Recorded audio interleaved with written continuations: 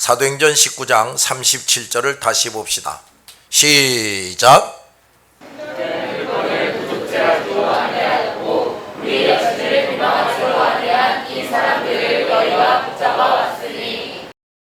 비방하지도 아니하였고를 더 제대로 번역하면 모욕하지도 않았다 입니다. 자, 정신을 똑바로 차리고 잠시도 딴 생각하지 말고 잘 보고 듣기 바랍니다. 이 서기관, 행정관은 바울과 그 제자들이 아데미 신전의 물건을 도둑질하지도 않았고 우리 여신을 모욕하지도 않았다 하고 말합니다. 바울과 제자들은 우상과 그 신전에 손상을 입히거나 파괴하지 않았어요. 또 그 우상에 대해서 모욕을 주는 말이나 행동도 하지 않았습니다.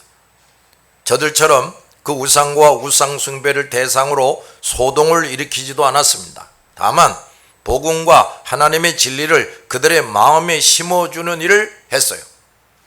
오직 그들의 마음에 새 생명의 운동을 일으켰고 하나님의 능력에 의해서 놀라운 기적이 나타나게 했고 그에 따라서 사람들이 감동을 받고 우상 숭배 행위를 중단하고 예수 그리스도를 영접한 것이죠. 복음운동은 오늘날 회교를 비롯한 우상 종교의 극단주의자들처럼 어떤 폭력을 사용하거나 종교시설을 파괴하지 않습니다. 단지 언어로서 말로서 복음과 하나님의 진리를 선포합니다. 그 복음과 진리 자체가 살아있고 능력이 있어서 하나님께 선택된 사람들이 감동을 받고 예수 그리스도를 영접하고 거기에 성령의 능력이 수반돼서 이적이나 기적이 나타나기도 하는 것입니다. 그 초자연적인 역사는 대부분 병든 사람을 치료하고 귀신 들린 사람에게서 귀신을 내쫓고 심지어 죽은 사람도 살리기도 합니다. 그렇게 해서 현실적인 불행과 고통을 해소해 주었어요. 즉 복음운동은 죄와 고통에 사로잡힌 사람들의 영혼과 육체를 해방시켜주고 진정하고 완전한 복을 누리게 해주는 것입니다. 또한 복음운동은 불신자 우상숭배자들의 마음속에 있는 우상들을 깨뜨리는 운동이에요. 마음속에 있는 우상을 깨뜨리는 겁니다. 사람들이 마음속에 있는 우상을 없애면 눈에 보이는 우상도 스스로 멀리하게 될 겁니다.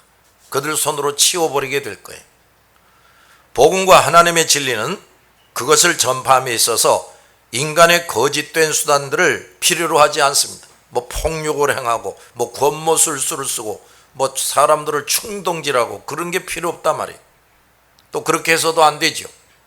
왜냐? 복음과 하나님의 진리 자체가 진실하고 거룩하며 또 그것을 선포하는 일은 거룩하시고 완전하시고 전능하신 예수 그리스도에 의해서 전개되기 때문이에요. 그리고 복음운동에는 사람들의 무절제한 열정도 필요하지 않습니다. 인간의 분노나 폭력은 결코 하나님의 일을 이루지 못합니다. 자, 38절 시작.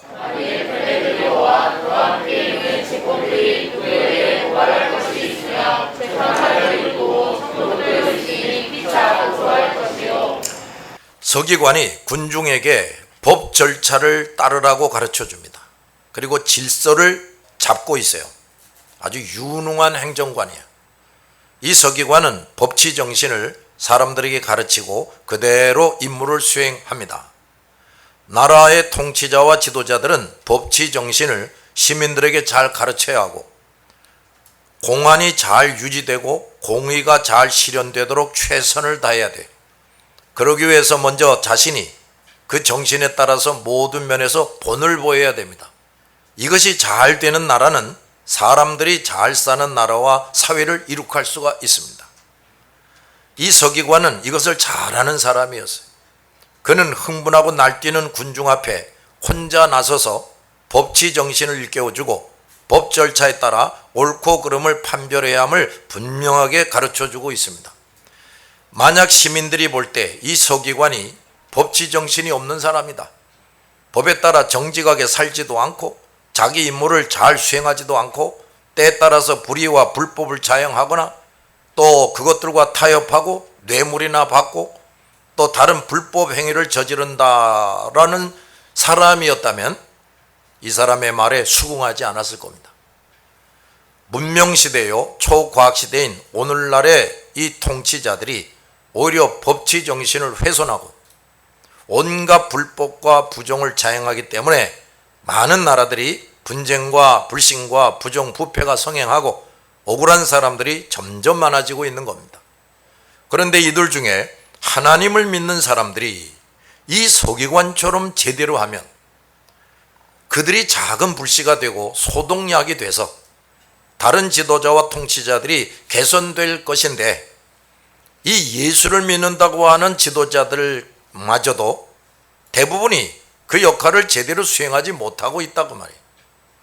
그러므로 교회들은 교회 안에 있는 사람들, 특히나 자라나고 있는 어린 아이들과 청소년들, 이들에게 복음과 진리를 철저하게 가르쳐서 우선 사람다운 사람, 좋은 인격을 갖춘 사람으로 만들어야 돼, 교회가 말이에요.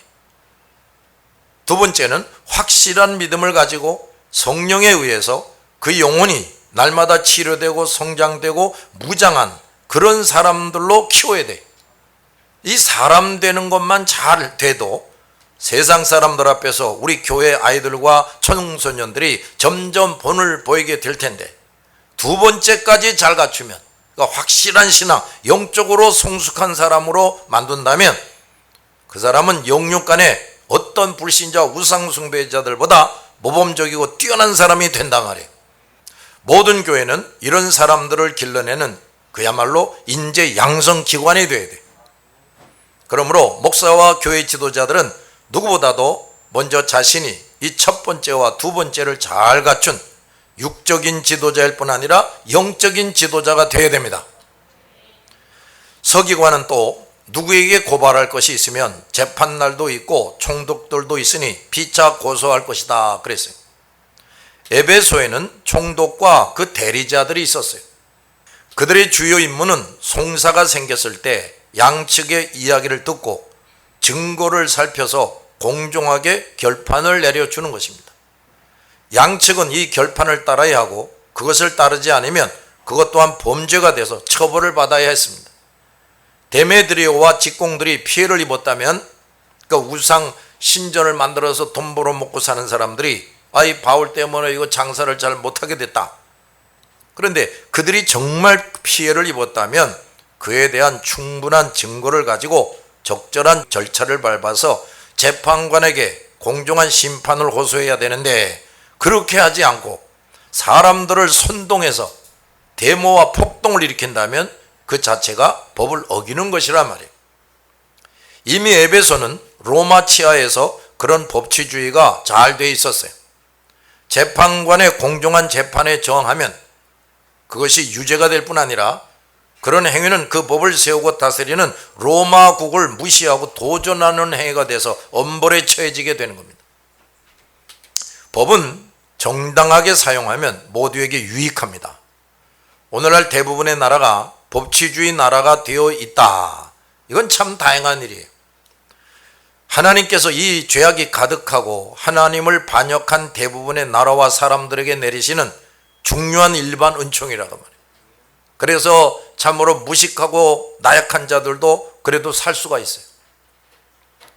만약 사람들이 점점 더 부패 타락해 가고 있는 이 세상에 법치주의가 없었다면 이 세상은 더 지옥같이 될 것이고 약하고 무식한 사람들은 지금만큼도 살 수가 없을 거예요.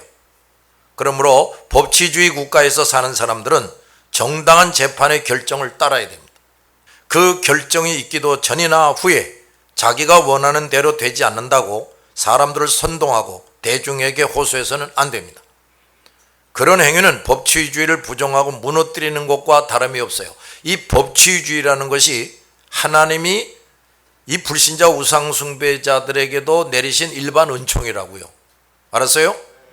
그러니까 우리 예수 믿는 사람들은 제대로 된 법을 잘 따라야죠. 39절, 만일 그 외에 무엇을 원하면 정식으로 민회에서 결정할지라 그랬습니다. 더 잘 번역하면 시작. 만일 그 외에 너희가 해결하고자 하는 문제가 있다면 그것은 공식적인 모임에서 이 서기관은 만약 법적 절차에 의한 재판에도 문제가 있다면 폭동이 아니라 시민의 대표자들의 모임에서 해결해야 한다 그랬어요. 공적인 모임이란 말은 민회 같은 것을 말합니다.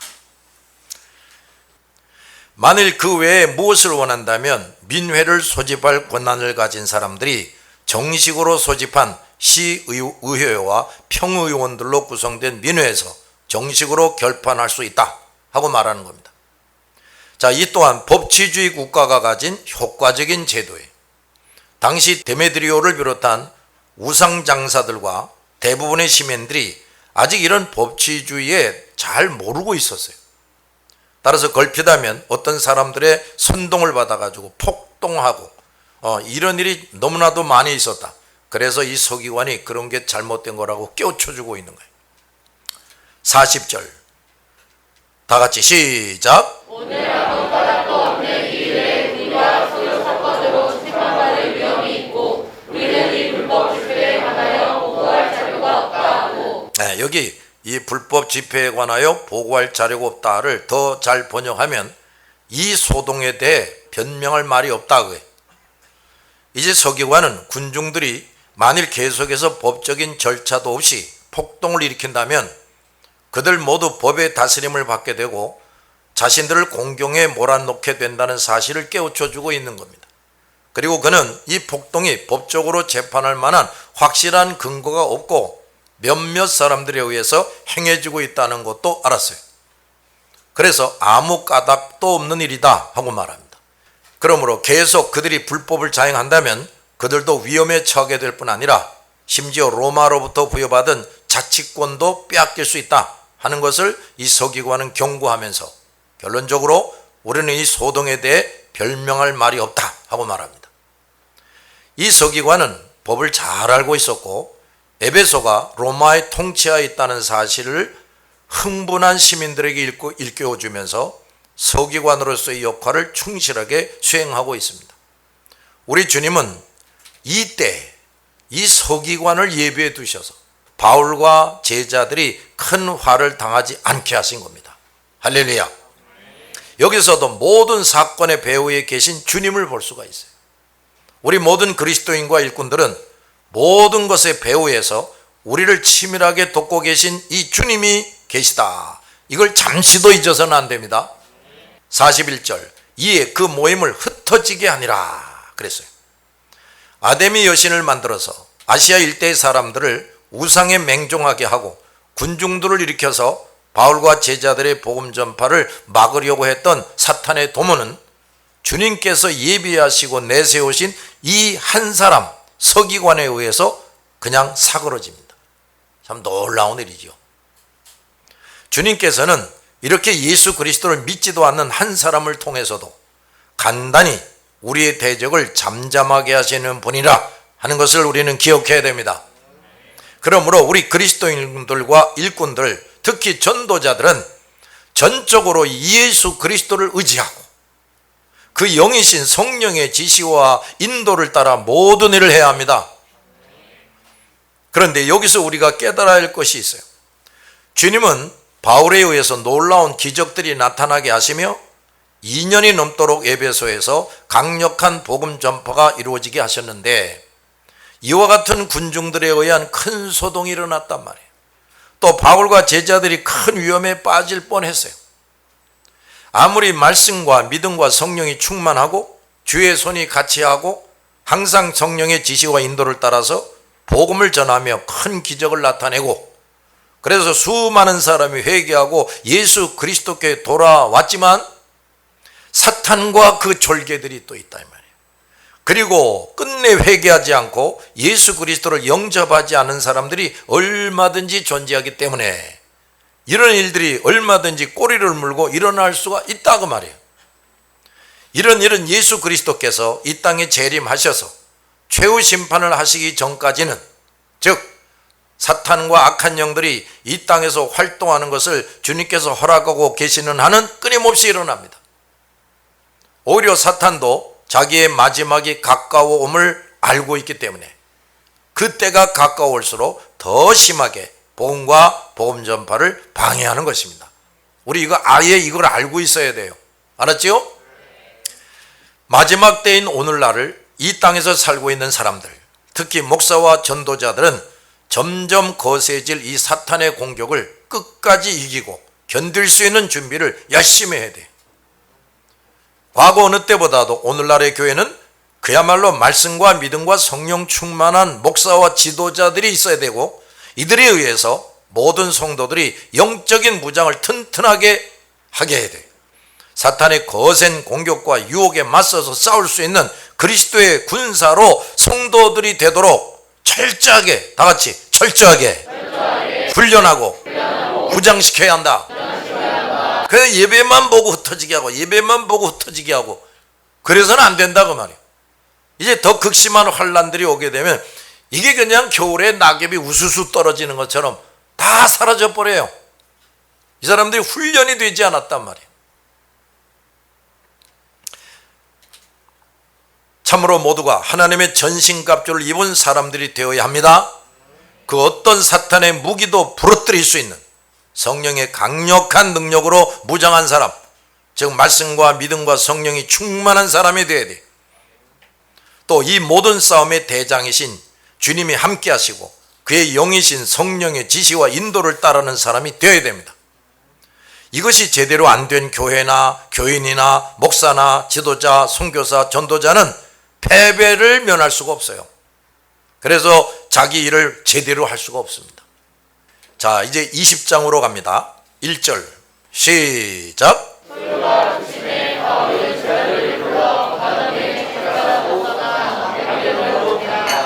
자, 에베소를 떠났습니다. 이제 떠난 후에 바울의 전도 여행에 대해서는 비교적 간단하게 기록되고 있어요.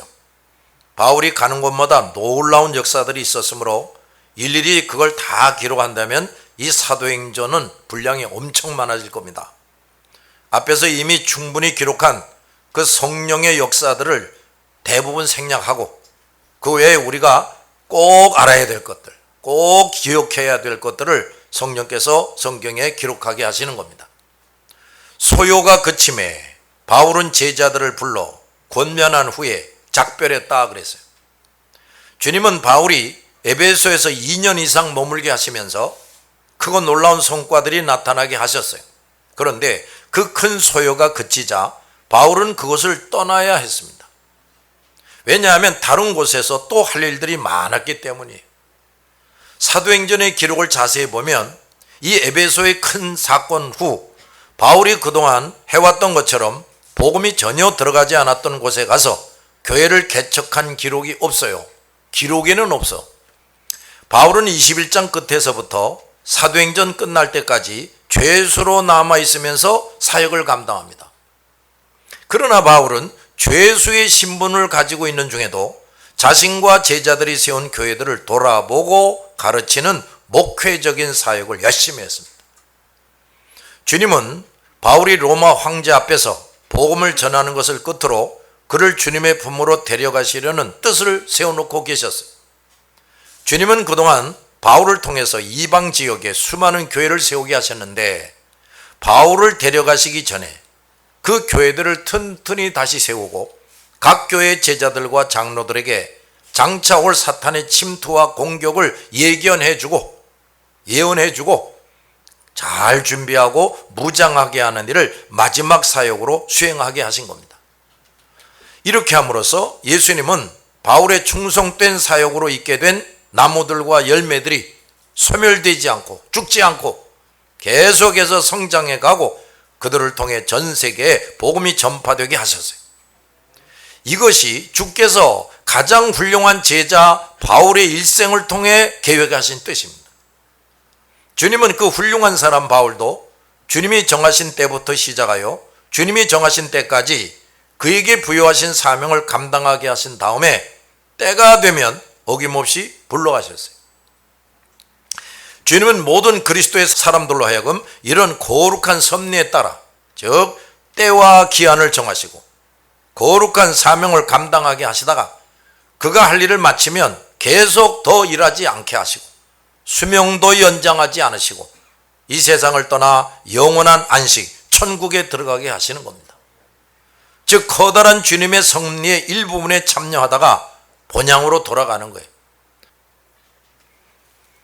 기한 동안 주님께서 내게 부여하신 사명을 세상의 일들 때문에 먹고 산다, 공부한다, 시집 장가간다 뭐 이런 일들 때문에 소홀히 하거나 미루거나 잊어서는 안 됩니다. 알았어요? 주님 앞에서 얼마나 선한 열매를 맺었는가, 주님께 얼마나 좋은 점수를 받았는가에 따라서 천국에서 받아 누릴 영원한 상급이 결정되고 자자손손에게도 또 남아있는 믿음의 형제들에게도 큰 복을 남겨주게 됩니다. 그래서 우리 주님은 우리 그리스도인들에게 지혜롭고 충성된 나의 일꾼과 종이 되라 하고 명령하시는 겁니다. 그런데 많은 교인들, 심지어 목사 지도자들이 이런 가장 근본적인 이치를 깨닫지 못하고 있거나 잊어버리고 있어요. 그 귀하고 짧은 인생을 먹고 사는 일, 결혼하는 일, 자기의 포부를 이루는 일, 뭐 여행하는 일, 이런 것에 온갖 시간과 정성을 쏟아버리고 있다. 그렇게 해서 자기가 원하는 것을 어느 정도 이루었다고 해도 주님께서 원하시는 선한 열매가 너무 없다면 그에게 남는 것은 보잘것이 없고, 주님께서 주신 그 1달란트, 2달란트, 5달란트를 파묻어 두거나 엉뚱하게 써버린 것에 대해서 책망을 받고 벌을 받게 될 겁니다. 나는 어떤 신앙생활을 하고 있는지 정신 차리고 살펴보시기 바랍니다. 가능하면 그저 편안하게 잘 먹고 잘 살려고 이런 목적으로 살지 말라고요. 어떻게 하면 더 좋은 열매를 맺을까? 그저 이걸 꿈꾸면서 살아야지. 바울은 소동이 그쳤을 때 지체하지 않고 에베소 교회 제자들을 불렀어요.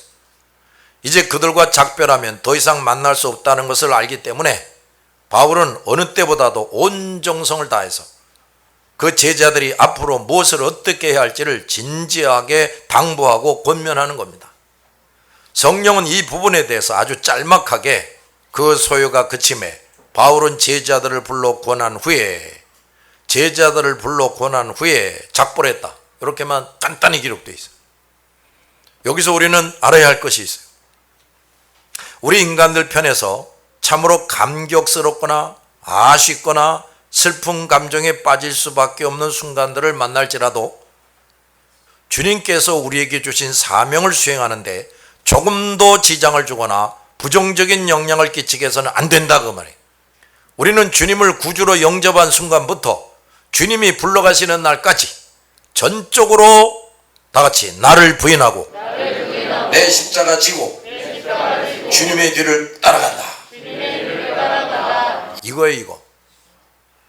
따라서 이 인생길을 가는 모든 그리스도인들은 보통 사람들이 만나는 희로애락의 감정도 다 주님 앞에 내려놓아야 돼요.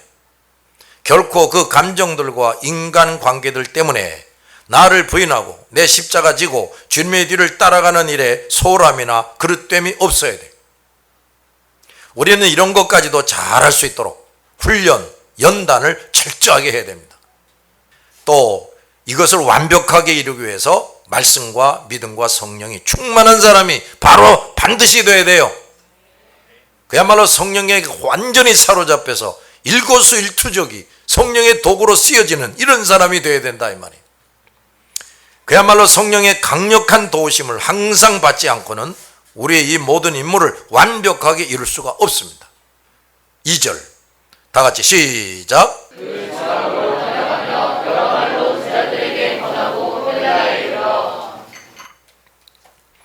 바울은 마게도냐에 와서도 그 지역의 제자들을 만나서 여러 말로 권했다 했습니다. 바울은 가는 곳마다 성도들의 신앙을 굳게 하는 권면을 했는데 그것은 성령의 감화와 감동이 함께 하시는, 즉 주님께서 함께 하시는 권면이었어요. 주님께서는 그분이 함께 하시는 사람의 입을 통해 성도들에게 권면하십니다. 그러므로 성도들은 주님이 함께 하시는 종들이 하는 권면을 언제나 주의 깊게 듣고 잊지 말아야 돼. 성도들은 바울처럼 주님이 함께 하시는 주님의 종이 있다는 것을 알아야 하고, 그러한 종을 우리에게 보내주셨다면 그것을 참 감사해야 됩니다. 그리고 하나님의 종이 누구인지 알아볼 줄을 알아야 하고, 결코 거짓 종들의 가문의설에 속지 말아야 돼. 또한 모든 목사, 교회 지도자, 전도자, 선교사들은 자신이 이렇게 주님이 함께 하시는 종이 되었나 자기 스스로 살펴봐야 돼. 그리고 반드시 주님이 함께하는 종으로 쓰이기를 기도해야 됩니다. 바울은 마게도냐에서 이 일을 마친 후에 헬라로 갔다. 거기 석 달 동안 있다가 배 타고 수리아로 가고자 할 그때에 유대인들이 자기를 해하려고 공모함으로 마게도냐를 거쳐 돌아가기로 작정하니 그랬어요. 바울은 헬라에서 석 달 동안 있었다 그랬습니다. 바울은 헬라의 제자들에게 충분한 시간을 가지고 정성을 다해서 권면했습니다. 바울은 드로아에서 7일 동안 머물면서 밤중까지 계속 가르쳤던 것처럼 헬라에서 3개월이나 머물면서 자기가 떠난 후에 제자들이 어떤 환난이나 유혹도 끝까지 이기고 주님을 굳게 의지할 수 있도록 알아야 할 것들을 충분히 열심히 가르쳤어요. 그러므로 우리 모든 목사와 장로들은 먼저 자신이 끝까지 주님을 의지하고 주님이 주신 사명을 완수할 수 있도록 중단 없이 자신을 말씀과 기도로서 더 깨우치고 치료하고 가다듬고 성장시키고 무장해야 됩니다. 더욱이 능력 있게 전도하여 교회에 들어온 사람들을 그리스도의 제자들로 만드는 능력자가 되어야 돼요. 자, 우리는 이런 사람이 되기 위해서 말씀과 믿음과 성령 충만한 사람이 되기를 또 힘써야 돼요. 그래서 개교회와 각 성도들을 모든 말씀으로 가르치고 끝까지 주님을 의지하고 자기 위치에서 자기를 부인하고 자기 십자가 지고 주님의 뒤를 충실히 따라가도록 훈련하는 일에 총력을 기울여야 돼요. 아셨지요? 이런 일만 하려 해도 시간이 부족하고 체력의 한계를 느끼게 될 텐데 노회다 총회다 중요하지 않은 일들을 하느라고 또 자기를 높이고 나타내고 대접받으려 하는 일에 귀중한 시간과 체력을 쏟고 심지어 거룩한 헌금까지도 낭비하는 어리석음이나 악함에 빠져서는 안 된다고 말이에요. 교계의 일은 최소한의 시간을 통해 효율성 있게 꾸려나가야 돼. 또 그 모든 일도 목사와 장로들이 본질적인 일, 노예 일을 하든지 총회 일을 하든지 본질적인 일을 잘 수행하는 데 실질적으로 도움이 되게 해야 돼. 결코 사람들의 모임이 되어 서로 시기하고 다투고 세력을 만들고 감투쟁탈전이나 하는 그런 정치적인 일에 시간과 재정을 허비하는 집단과 정치 무대가 돼서는 안 된다고 말이에요. 노회나 총회는 개교회가 하기 어려운 일을 모든 회원교회가 힘을 합해서 연구하고 개발해서 하게 해야 돼. 그런 일은 하지 않고 그리스도의 일과는 상관도 없는 일들로 시간과 재정을 허비한다면 그 존재의 필요성을 스스로 잃게 만드는 것이. 또 바울이 석 달 동안 헬라에 머물렀다 했는데 고린도에 머물렀어요. 바울은 여기에서 로마서를 기록합니다. 어디서 기록했다고요? 고린도에서. 그는 하루도 쉴 사이 없이 자기가 할 일, 즉 성령께서 하게 하신 일들을 열심히 했습니다. 우리 모든 그리스도 일꾼들은 이것을 배워야 돼. 우리는 예수 그리스도를 정확하게 알고 믿은 것도 말할 수 없이 감사할 일인데 예수께 특별하게 부르심을 받아 복음과 진리를 사람들에게 전파하는 사명을 받았다. 거기에 말씀과 믿음과 성령 충만함을 받았다. 항상 주의 손이 함께하는 사람이 됐다. 성령의 지시와 인도를 받아서 하나님의 일을 하는 사람이 되게 하셨으니 결코 세상 일들로 시간을 보내서는 안 된다고 말이에요. 자, 바울처럼 주님의 충성스러운 종이 되시기를 주님의 이름으로 축원합니다. 기도합시다.